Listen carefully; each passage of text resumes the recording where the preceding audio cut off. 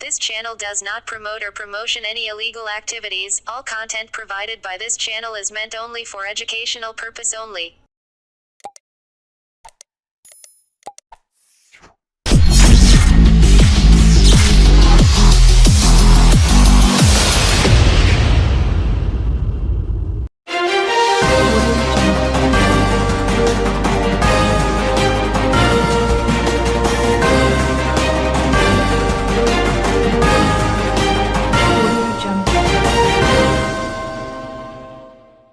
Chandannagar police কমিশনারেটের অন্তর্গত উত্তরপাড়া থানায় বিশেষ সাংবাদিক বৈঠক।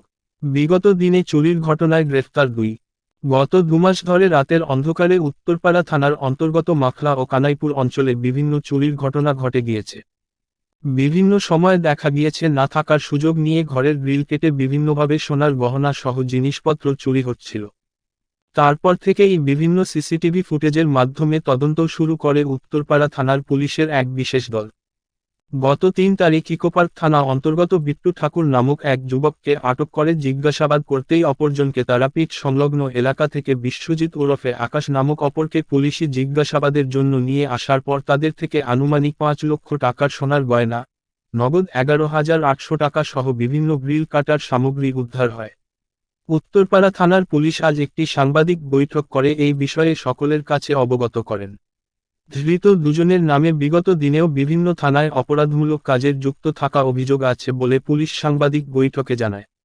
আপনারা আচ্ছা, গত 2 মাস ধরে আমাদের উত্তরপাড়া থানায় মাখলা কানাইপুর অঞ্চলে পরপর চুরির ঘটনা হচ্ছিল।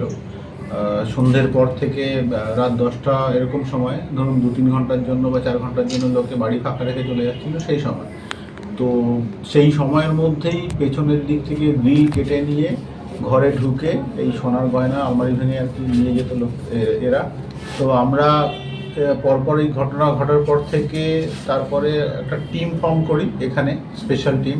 তারা এলাকা সমস্ত যে সিসিটিভি ফুটেজ এগুলো দেখে আমরা কিছু সন্দেহভাজন লোকের মানে ছবি পাই যারা এগুলো করতে পারে। তো সেইটাকেই ট্রেস আউট করে প্রথমে আমরা গত 3 তারিখে বিট্টু ঠাকুর একে আমরা ইকোপার্ক থানার ওখান থেকে ধরি। ওখানে একটা নির্মীয়মান বাড়িতে কেয়ারটেকারের কাজ করছিল, সেইখান থেকে একে ধরার পরে কনফেস করে এবং একে পিসিতে আনা হয়। তারপরে এরই সহযোগী যে আছে সে আর একজন হচ্ছে কি বিশ্বজিৎ ও এলিয়াস আকাশ, ও এইগুলো ঘটনা ঘটানোর পর থেকে গিয়ে তারাপীঠে গিয়ে থাকছিল। তো আমরা এখান থেকে জানার পর, কিন্তু কোনো মোবাইল ফোন কিছু ইউজ করতো না বা কোথায় ছিল সেই ঠিকানাও ছিল না। আমরা এখান থেকে আমাদের পুলিশ পার্টি গিয়ে তারাপীঠে বেশ কয়েকদিন থাকার পর 7 তারিখে ওকে ধরে এবং তারপরে পিসি পিরিয়ডে ওদের কনফেশনাল স্টেটমেন্ট ফলো করে আমরা এই চুরি যাওয়া সোনার গয়না, রূপোর গয়না, কিছু টাকা, মোবাইল ফোন এবং যে গ্রিল ভাঙার যেসব সামগ্রী সেগুলো উদ্ধার করি। কত টাকা সোনা মোটামুটি? আপাতত আমাদের আনুমানিক যেটা ভেরিফাই করে দেখেছি যে এটা মোটামুটি 5 লক্ষ টাকার মতো সোনার গয়না এবং রূপোর গয়না আছে এবং তার সাথে 11,800 টাকা রিকভারি করা হচ্ছে। এখনো পর্যন্ত এদের পেছনে আরো কেউ যুক্ত আছে বলে মনে হচ্ছে? না, আমরা ভেরিফাই করে দেখছি, ইনভেস্টিগেশন এখনো শেষ হয়নি, প্রাথমিক পর্যায়ে রয়েছে। এর আগেও কি এদের অন্য কোনো থানায় কোনো ছিল? হ্যাঁ, প্রিভিয়াসলি এরা মানে আগে এখানে ক্রাইম করেছে, ভদ্রেশ্বর ওদিকে অ্যারেস্ট হয়েছিল বলে শুনেছি। সেখান থেকে আমরা ছবিগুলো পুরনো পেয়েছি, সিসিটিভি ফলো। মূলত কিভাবে এটা চুরিটা করতো? চুরি করতে বলতে পেছনের দিকে যে গ্রিল আছে বা জানলার গ্রিল সেগুলোকে বাঁকিয়ে, দেখতেই পাচ্ছে যে শীর্ণ চেহারা, তো ওই জানলার গ্রিল একটুখানি বাঁকিয়ে যে 6-7 ইঞ্চি জায়গা হতো তার মধ্যে দিয়ে ঢুকে পড়তো। অভিযুক্তদের নাম এবং কোথায় থাকে, বয়স? নাম হচ্ছে গিয়ে আমি বলে দিই একটু। একজনের নাম হচ্ছে গিয়ে আপনার বিট্টু ঠাকুর এলিয়াস বাচ্চা, আর আরেকজন হচ্ছে বিশ্বজিৎ দাস এলিয়াস বিশু এলিয়াস আকাশ। ওর অরিজিনাল বাড়ি হচ্ছে শেওড়াফুলিতে, কিন্তু এই কদিন তারাপীঠের ওখানে গিয়ে লুকিয়েছে। সেটা বয়স কত?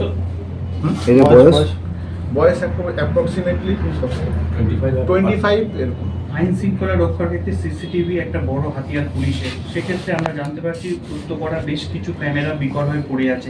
আপনারা কি প্রশাসনিক স্তরে কথা বলবেন? উত্তরপাড়ায় যেগুলো পুলিশের তরফ থেকে লাগানো হয়েছিল সেগুলো আমরা রেগুলার মেনটেন করি।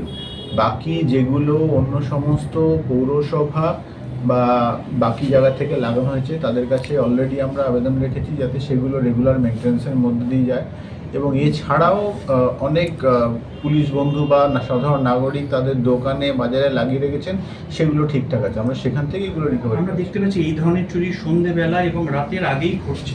সাধারণ মানুষদের ক্ষেত্রে কি আবেদন করবেন, কোনো সচেতনতার বার্তা রাখবেন মিডিয়ার মাধ্যমে? আমরা মিডিয়ার মাধ্যমে এটাই বলতে চাইবো যে যদি বাড়ি থেকে কখনো বেরোন তাহলে পাড়া প্রতিবেশীকে বলে যান, বা আশেপাশে যদি কোথাও পুলিশ পোস্ট থাকে সেখানেও পারলে একটু ইনফর্ম করে যান, তাহলে অন্তত তারা একটু হলেও খেয়াল রাখতে পারবে। কারণ হাজারো এরা তো পেছন দিক দিয়ে আসে ঠিক আছে, কিন্তু রাস্তা দিয়ে চলাফেরা করে, তো পুলিশের টহলদারি বাড়ালে আমরা নির্মূল করতে পারবো। একটু নিজেরাও যদি অ্যালার্ট থাকা যায় তাহলে ভালো। এর আগেও আপনিও ছিলেন, নৈশ প্রতিরোধ বাহিনীগুলোকে অ্যাক্টিভ করার কোনো চিন্তা ভাবনা কি কমিশনারেটের আছে? নৈশ প্রতিরোধ বাহিনীর সাথে আমরা মিটিং করব। তাদেরকে আগে যখন মানে গ্রাম বা জিপিতে সেই সময় আগে থাকতো, এখন তো এটা কমিশনের এলাকা, আমরা রিভাইভ করে নেবো। স্যার অভিযুক্তদের কবে এবং কিভাবে গ্রেপ্তার করেছেন কিছু বলুন। 3 তারিখে প্রথম জনকে গ্রেপ্তার করা হয়, বিট্টু ঠাকুর যে আছে, ওকে ওই চেহারার বিবরণ দেখে এবং আমরা ওই পেছনের যে গ্রিল কেটেছিল তাতে দেখে বুঝতে পারি যে শীর্ণকায় চেহারার কেউ আর কি ঢুকেছিল। পুরনো ক্রাইম যারা করতো তাদের দেখে এবং সিসিটিভি ফুটেজও আমাদের যে ছিল সেটা দেখে ভেরিফাই করে ওকে ধরা হয় ফার্স্টে। মোবাইল ফোনও তো রিকভার হয়েছে। মোবাইল ফোন রিকভারি হয়েছে, কিন্তু মোবাইল ফোনের মানে এখন আমরা দেখছি ওর মধ্যে কি আছে। কতক্ষণ সোনা পেয়েছেন এখন অব্দি? গ্রাম নয়, মানে আমি আপনাকে টাকার পরিমাণে বলতে পারি টোটাল 5 লাখ। আমরা কি বলতে পারি পরপর চুরি যে ঘটছিল উত্তরপাড়ায় তার কিং ধরা পড়েছে এখনো পর্যন্ত? হ্যাঁ, আমাদের ধারণা এরাই করছিল, কারণ মালপত্র যা রিকভারি হয়েছে তার থেকে এটাই ধারণা করতে পারি যে আমরা এটা মানে ডিটেক্ট করে ফেলতে পেরেছি। তো ভবিষ্যতে যদি চুরি আর না হয় তাহলে আমরা বলতে পারবো যে আমাদের মানে এরাই লক্ষ্য ছিল, এরাই করতো। উত্তরপাড়াটাকে বেছে নিল কেন? এখানে কোনো ইনফরমার? সেটা আমরা এখনো ভেরিফাই করে দেখছি কি কারণে এরা উত্তরপাড়ায় করতো, মানে ঘন বসতিপূর্ণ এলাকা সেই কারণে নাকি অন্য কোনো কারণ, সেটা দেখছি। এদের সঙ্গে কি আর কেউ যুক্ত থাকতে পারে? সেটা আমরা ভেরিফাই করছি, এখনো পুলিশ কাস্টাডিতে রয়েছে, এরা জিজ্ঞাসাবাদ করে ভেরিফাই করে নেবো।